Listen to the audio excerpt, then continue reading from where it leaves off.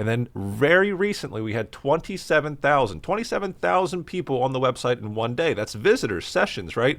That equates to, I mean, if the RPMs are $30 to $40, that could be over $1,000 for one day on a niche website. If you want to make money online with a blog, say a niche website, you have to do things differently. 2-3 years ago, it was easy. Just spin up long tail keywords, make a huge website, you're good. But things are different right now. So let's pretend I have a website, a fresh domain, right? Fresh. This is new. There is no backlinks on this website.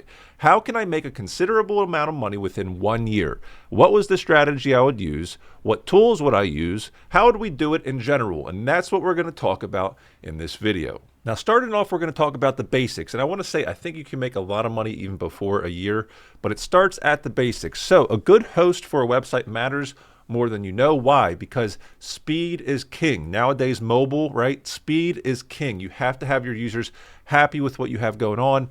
And I use Kingsta. I think Kingsta is great. It's a little expensive, but you get what you pay for. Now, when you go to register the domain, right? GoDaddy, say you have whatever.com, you go to GoDaddy or wherever you like to purchase, doesn't matter. Consider buying more than just 1 year of registration. Why? Because Google knows how long websites are registered for. Now, maybe I'm a little paranoid with the whole registration thing, but that's just how I do it. So check this out. If you're going to pick a good niche in 2024, I believe because of AI SEO, it's something that is expandable. Why are we on Pinterest? Because Pinterest gives you so many ideas. That's the whole platform, right? Ideas via pictures. And if we're using AI to create, right? And we're using AI to create not only the words, but the images. Now, this is the place to begin. And we'll dive into more specifics, but this is what happens when you do it well. You can see we have 1,518, 2,000 traffic. And then very recently, we had 27,000 people on the website in one day. That's visitors, sessions, right?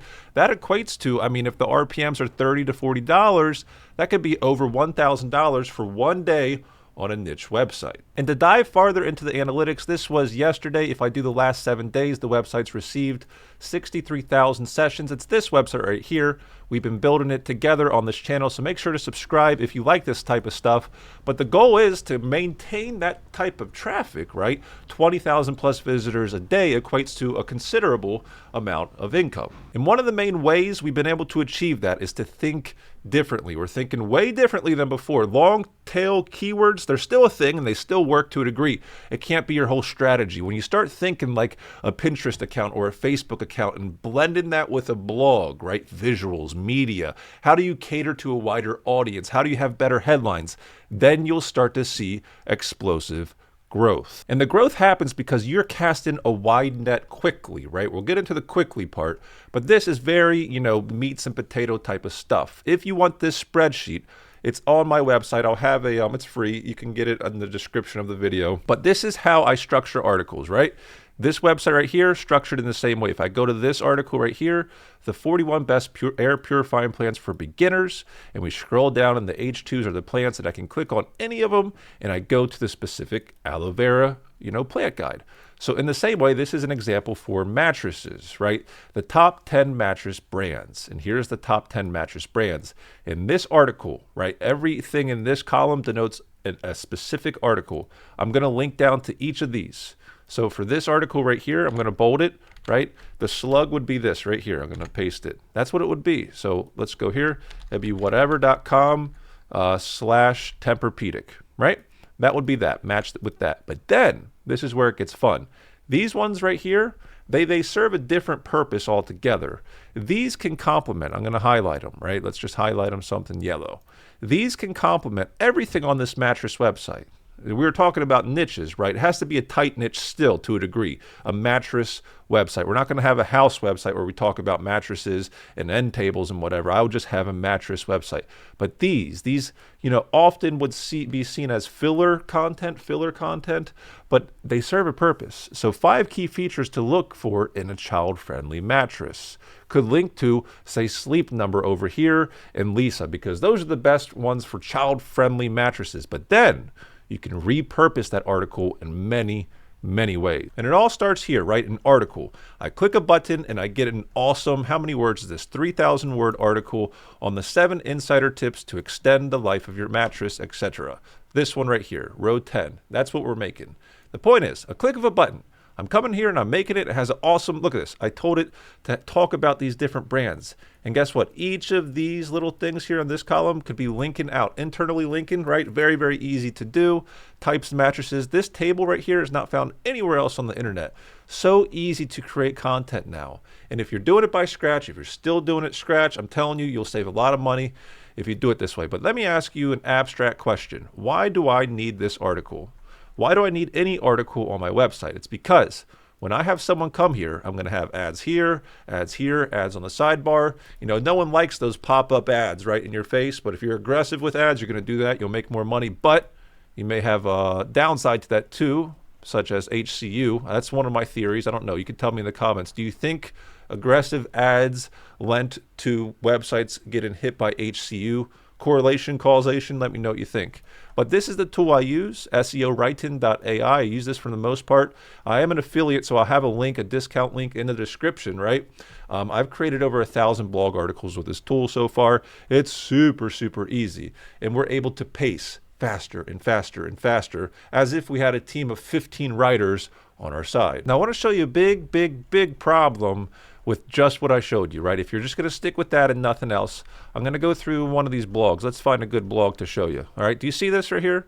This is the featured image. That's good. That's a good wide aspect ratio, 16 by 9. You can ask ChatGPT, 16 by 9, I need it. Why? Because Google Discover renders these wider 1200 pixel plus wide ones. You want Google Discover. Trust me on that. You need Google Discover if you're going to have some crazy traffic, right? But if you're using social media, which I highly encourage you to consider Pinterest and Facebook, find a niche that you can play in all these avenues to diversify. Those type of pictures stink. It's not going to go well for you. So what would work is something like this, right? A tall image. Tall images on social media do so well, right? I don't know exactly why. I think it's because it takes up the whole screen. But then what you can do is do an overlay. This is a meme generator, and all of a sudden you have a nice little overlay, right? The top 10 mattresses for side sleepers.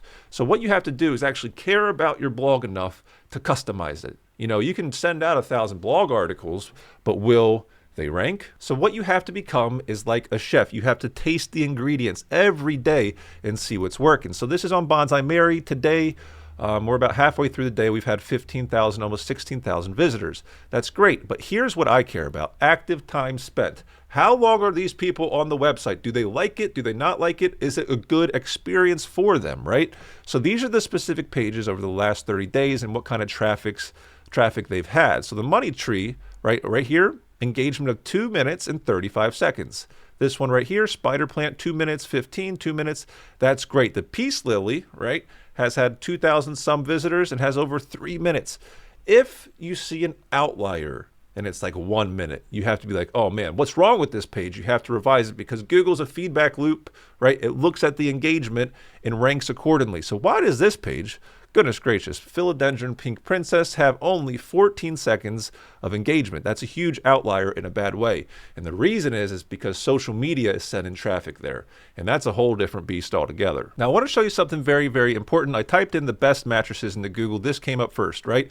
Good Housekeeping. These guys, I'm sure their domain rating, like their authority, how powerful the website is very powerful.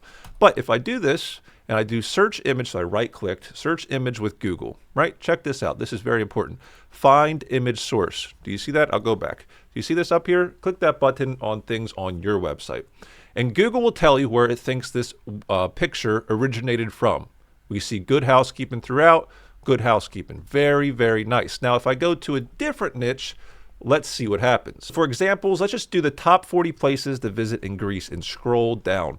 I'm guilty of this too. You'll see what I'm talking about. Let's just come here, this website, the 12 best places to visit in Greece, and we go search image with Google. Let's show the source, and Google's going to tell us it thinks it's from Travelocity, right? It thinks that's, I mean, Trip.com has the same one, the Outbound, all these things. This is not a unique one. In fact, Google may think this website took it from that website. It's not unique. Do you think Google wants unique images to serve its clients, or old ones that have just been, duplicated on website after website? So I believe the key nowadays to get this hockey stick sort of growth, and listen, it might not stick on this website. Maybe Google smacks this website down. I don't know. But right now it's going decently well. And to get there, to get to this point, has been a media type of mindset. Media, images, text. Google wants good text. You draw Google in with the words on the screen, the media, and knows whether or not it's unique. And then your job is to keep clients there, to keep your consumers there and engaged.